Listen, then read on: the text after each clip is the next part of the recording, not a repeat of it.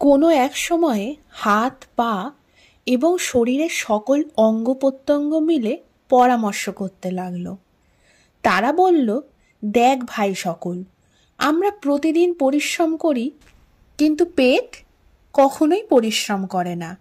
সে সর্বক্ষণ নিশ্চিন্ত হয়ে রয়েছে। আমরা প্রাণপণে পরিশ্রম করে তার পরিচর্যা করছি। সে প্রতিনিয়ত আলস্য করছে। আমরা কেন তার পরিচর্যা করব?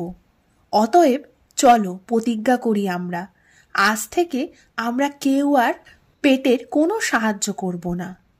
এই চক্রান্ত করে তারা নিজেদের পরিশ্রম ছেড়ে দিল।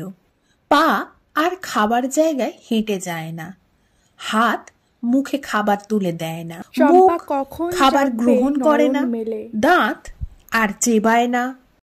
পেটকে জব্দ করার এই চেষ্টায় তারা 2-4 দিন এরকমভাবে কাজ করা বন্ধ করে দিল।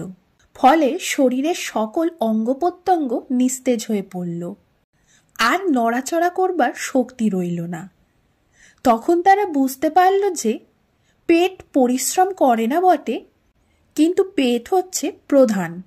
পেটের পরিচর্যার জন্য পরিশ্রম না করলে বাকি সমস্ত অঙ্গ প্রত্যঙ্গ দুর্বল ও নিস্তেজ হয়ে পড়বে।